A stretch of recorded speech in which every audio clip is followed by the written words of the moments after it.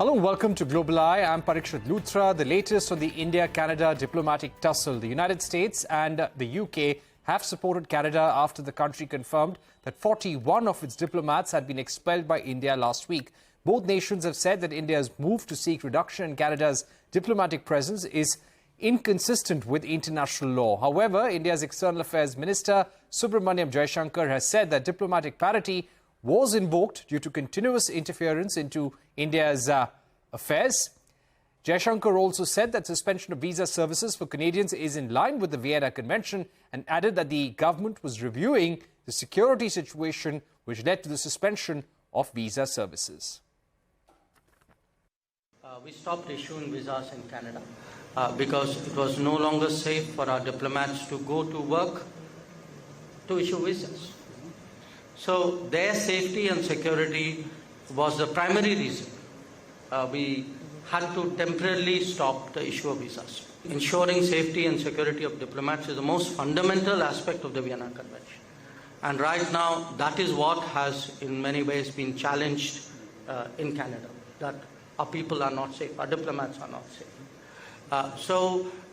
If we see progress there, I would like very much to resume the issue of visas.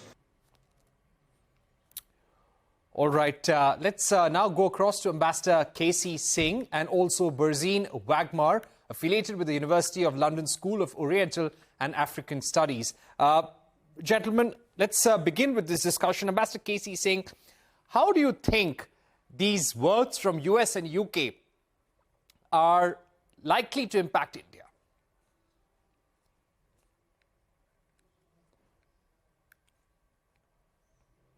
Ambassador KC Singh, can you hear me? Yes, I can now. Yeah. Ambassador KC Singh, how do you think this move, these words by US and UK, almost condemning India's move, saying that we don't agree with this, this is not consistent with Vienna Convention, how is this likely to impact relations with India?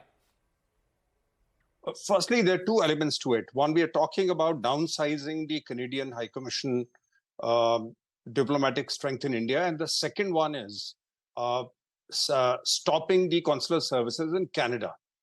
Now, what you played out was the External Affairs Minister saying that because the diplomats are not feeling safe, therefore we curtailed the services. Now, that may be correct. That is true. They have been threatened. There have been posters put up saying that they should be killed or they should be eliminated.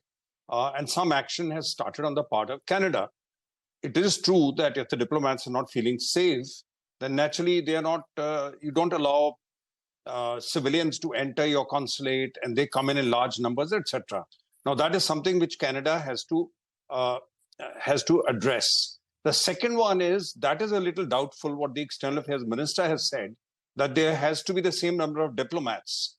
Now, the Vienna Convention, Article 11, only talks of the strength being in terms of the needs of the sending mission and the job that the diplomats have to perform.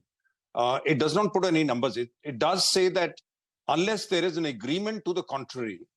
So I don't think we have an agreement with Canada on reciprocity on the numbers. But if there's no agreement, it basically, between friendly countries, you leave the other country to decide.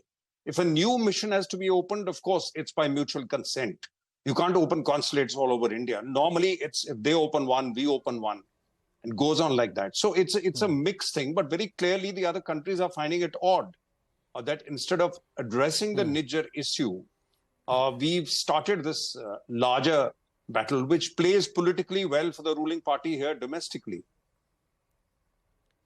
Right. Let me go across to Burzine now. Burzine, how do you see this move? And do you think this will impact India-UK relations as well? This is a time when we're negotiating with India. There are FTA negotiations going on. Both US and UK have said that India should not insist upon reduction in Canada's diplomatic presence here in India. Well, first things first, the ambassador's comments as a diplomat are instructive. And if we are harping on parity, Parikshit, the question is this.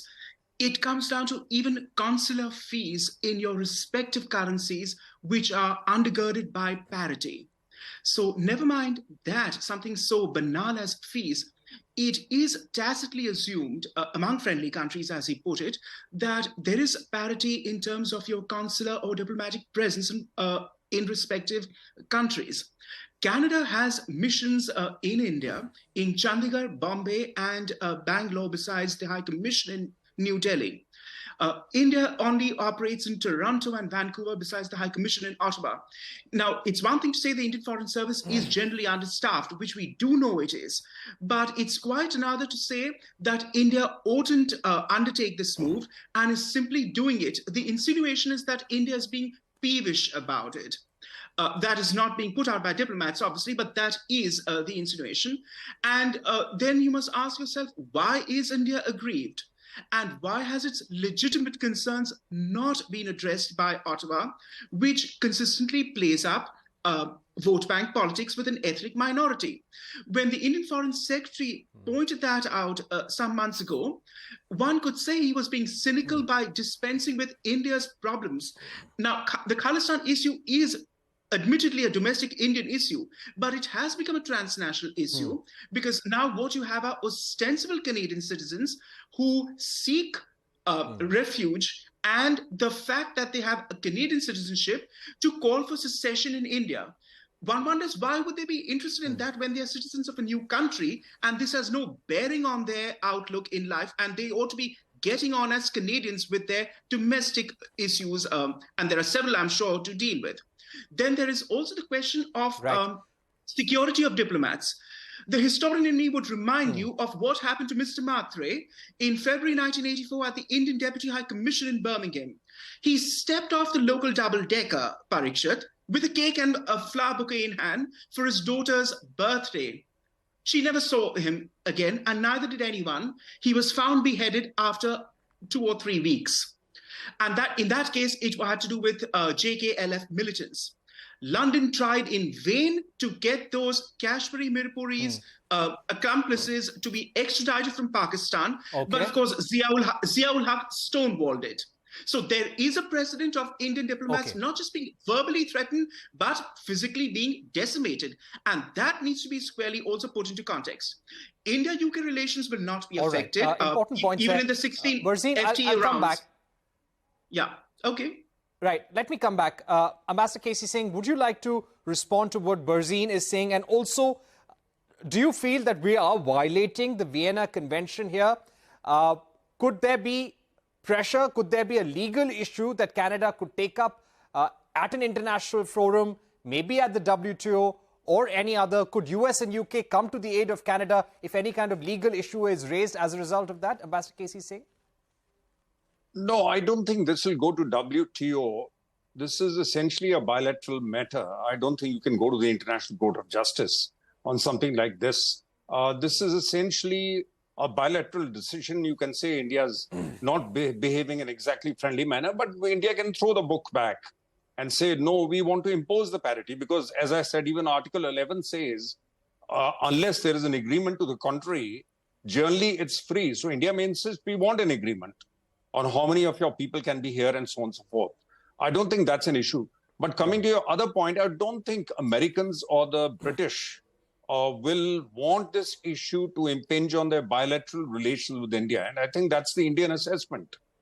So they feel that Canada is isolated, though once in a while its allies, particularly from the Five Eyes countries, throw their weight behind it. But I don't think they want to go beyond that, because otherwise, why hasn't that so-called evidence come out, which obviously has been given by one of the Five Eyes countries, which is probably a phone conversation or something picked up. That has not come out because that country is obviously not allowing Canada to bring it in the public space, because it knows it will affect its relations with India. So there is a larger issue. They want to hold the Canadian hand without jeopardizing relations between those countries and India. So I think essentially it'll have to be sorted out by Canada and India. And I think India is putting a little pressure here by curtailing the services, because it starts affecting the Indian community and the diaspora. And once it affects them, then the calculation, I think, is that a rethink starts within the diaspora. So what are we gaining by this? Right. And probably the feelings turn against the handful of Khalistanis who are causing this problem. and which then puts pressure on the Canadian government. Now, whether that works or not, we don't know, but that seems to be the calculation. Right. Burzine, Canada has called India's move to expel 41 Canadian diplomats as completely unreasonable and escalatory. Do you think the India-Canada ties could worsen from here? Do you expect Canada to take more diplomatic action against India? They have stopped in-person services at their consulate, but the latest that we've heard from the VFS, that the visa processing service, is that Canada has not stopped or paused visa services. They are still happening. Relations will go in a deep freeze. That is the long and the short of it, Parikshit, if you must know. It could deteriorate, but the general assessment I would posit is deep freeze. And until when would be your next instinctive question? Until the Canadian federal elections. Mr. Trudeau intends to stand for a fourth term, and his current third term is not one where he came in with a thumping majority. He has been a popular politician within the metropolitan left and liberal circles since 2015, when he entered the political fray. But his third term sees him in coalition with an NDP party led by a Sikh Canadian who is unabashedly a Khalistani secessionist at heart. He has to play to that gallery and to that individual who is holding him up on the floor of Parliament. There is every reason to believe that Mr. Trudeau will not come in with a thumping majority during the fourth term. And there is every reason to believe that the Conservatives may rout him too. So that needs to be seen when it occurs. I'm not jumping bridges until I cross them, but that needs to be pointed out. So relations will be in a deep freeze. To say nothing of the Indo-Canadian Free Trade Agreement. The Indo-British Agreement has gone through 16 plus rounds to hammer out issues, and it will still continue to do so. Make no mistake. I wouldn't put a date on it, but the Indo-Canadian one is in abeyance and will remain so. Consular services by the Canadians will continue, as well as air links as such. But the point is that India is making a position, and a principal position, I believe that they are generally aggrieved that nothing has been done to curtail such elements. The Canadian contention may be that they don't want to disrupt their social fabric with ethno-linguistic minorities within their fold. And likewise, the UK may say so, or the US may say so. But the question is, countries do have also country-to-country relationships, and I wouldn't call it house loyalties, but obligations to fulfill that need to be seen beyond the political electoral vote bank. All right, we've run out of time, but thank you very much for joining us. We are going to take a break here on Global Eye. We request our panelists to continue being with us. When we return, we're going to talk about the Israel-Hamas war as it rages on. There is a growing fear of escalation in the Middle East. A special discussion with Elon Levy, Israel Prime Minister's office spokesperson, Ambassador KC Singh and Burzine Waghmar of University of London School of Oriental and African Studies when we're back.